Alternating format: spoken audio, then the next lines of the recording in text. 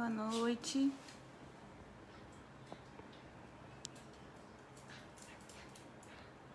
Boa noite, Aliane.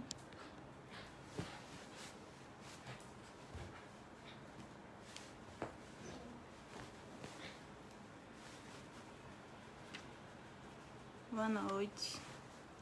Sejam todos bem-vindos. Rose, boa noite. Suzana, boa noite. Liliane, sejam todos bem-vindos ao nosso comentário de hoje do Evangelho. O nosso tema hoje está no capítulo 25, item 1 e 2. Ajuda-te e o céu te ajudará. A gente vai esperar só mais um pouquinho para a gente começar aqui a nossa conversa. Esperar as pessoas, né, chegarem. E já a gente começa. Mas quem quiser já ir aí abrindo o Evangelho, capítulo 25, item 1 e 2. Ajuda-te e o céu te ajudará. Boa noite a todos. Sejam muito bem-vindos.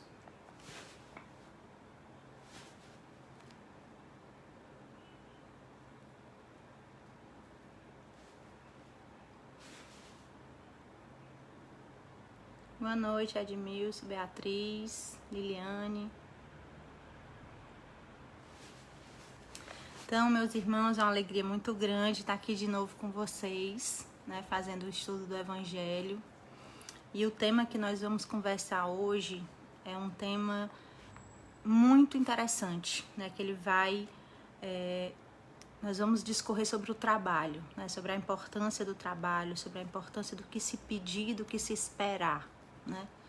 Então, o trecho que a gente escolheu hoje para comentar com vocês é do capítulo 25, Ajuda-te e o céu te ajudará, que diz assim: Pedi e se vos dará, buscai e achareis, batei à porta e se vos abrirá, porque todo aquele que pede, recebe.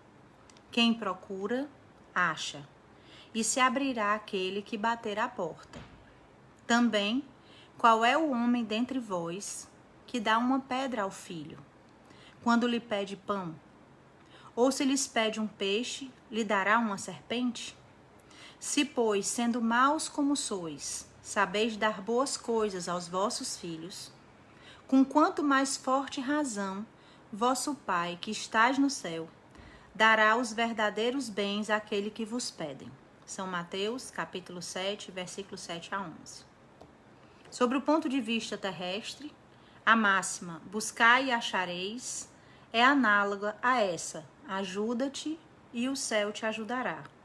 É o princípio da lei do trabalho e, por conseguinte, da lei do progresso.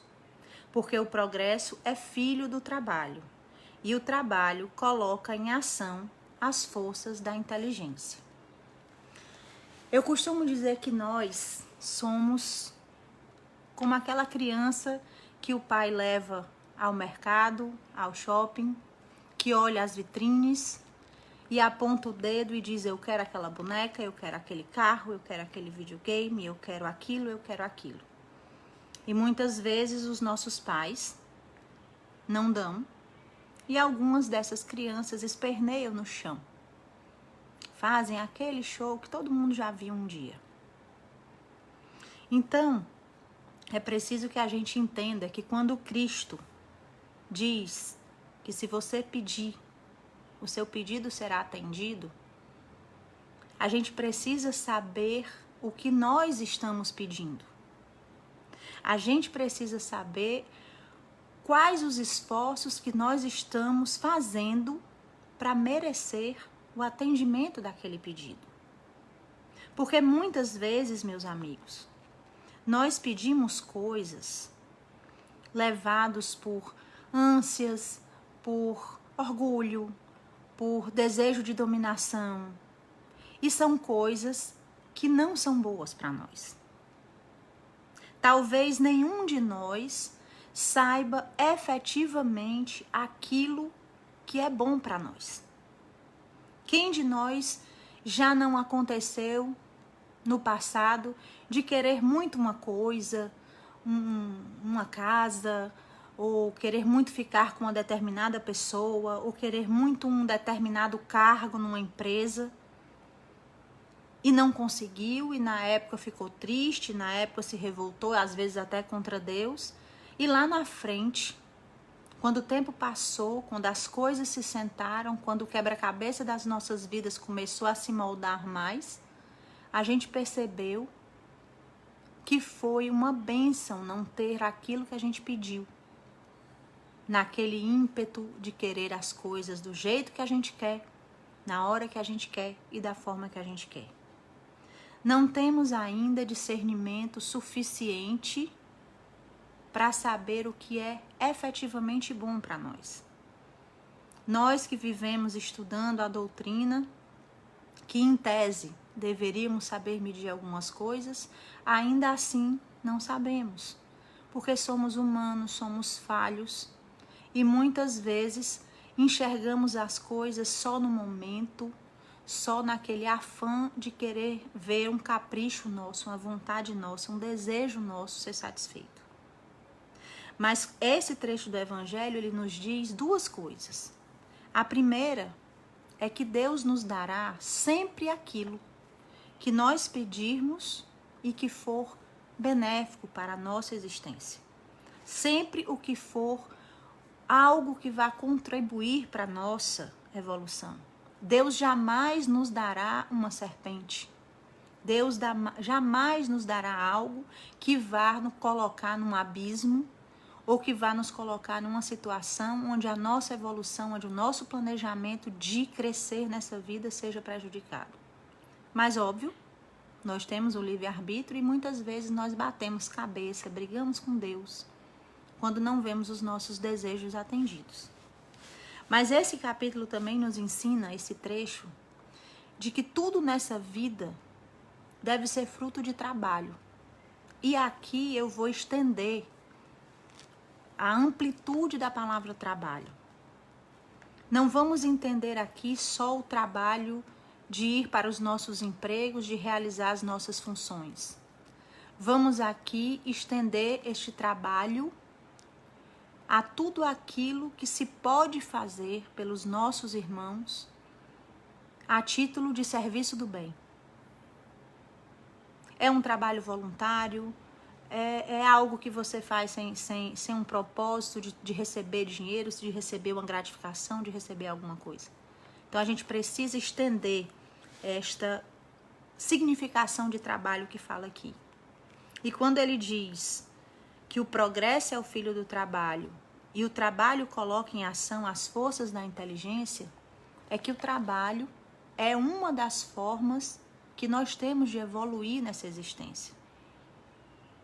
Desconheço qualquer pessoa que, se dedicando a um trabalho com afinco, não se sinta realizado.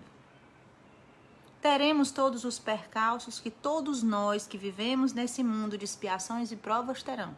Nos decepcionaremos com as pessoas, vamos ser alvos de ingratidão, mas aquele trabalho que nós assumimos com amor e com afinco, seja ele qual for, ele é um dos veículos para a nossa evolução. E quando ele diz o trabalho coloca em ação as forças da inteligência, é porque o trabalho nos faz evoluir, o trabalho nos faz querer inovar, o trabalho nos faz querer ser melhor.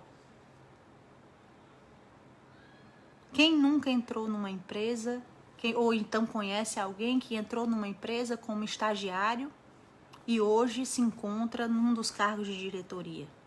Foi o trabalho, foi a força motriz da inteligência que fez aquela pessoa querer cada vez mais. Ah, Roberta, mas isso não é ambição? Não, isso é vontade de crescer, a ambição é outra coisa. Mas a gente precisa entender que a gente não pode só pedir.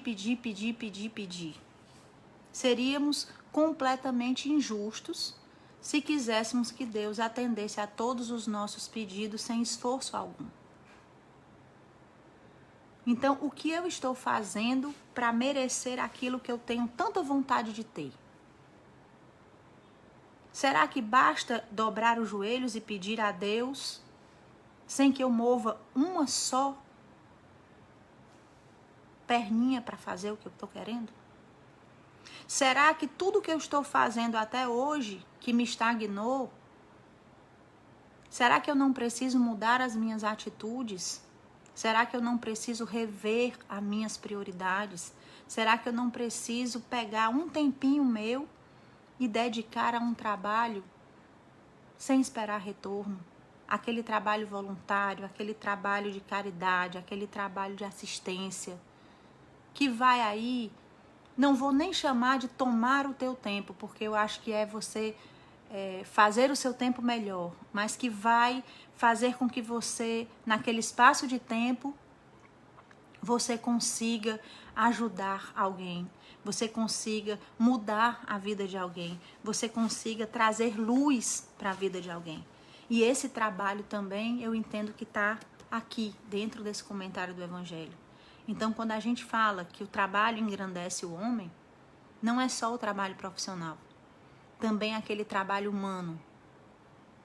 Quantas pessoas não tiveram suas vidas transformadas porque alguém um dia resolveu dedicar 2, 3 horas da sua vida a um trabalho voluntário, a um atendimento fraterno, a uma escuta. Não necessariamente você precisa fazer esse tipo de trabalho do bem seguindo uma rotina rígida que você se sinta preso. O que tem que lhe prender a qualquer tipo de trabalho que você faça é o seu coração. É a sua vontade de evoluir, é a sua vontade de ajudar, é a sua vontade de engrandecer. Tudo o que se faz nessa vida com carinho, com amor, com dedicação, vai florescer.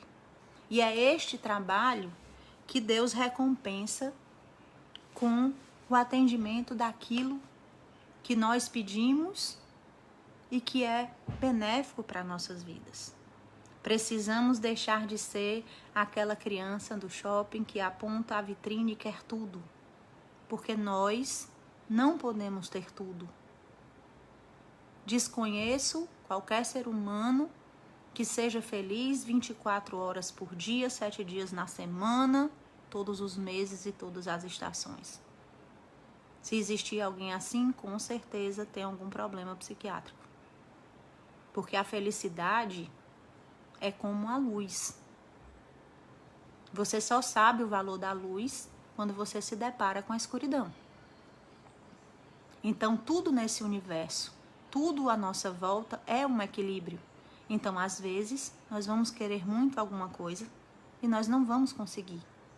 Mas isso não quer dizer que a gente não continue com os nossos esforços. Que coisa maravilhosa é você tentar, você trabalhar arduamente e você conseguir um resultado. E eu faço aqui uma comparação com essa situação que nós estamos vivendo hoje. Imagine um médico numa UTI e alguém vira para ele e diz: esse paciente está desenganado. Todos os prognósticos, todas as máquinas indicam que ele está desenganado. Não tem nada a fazer.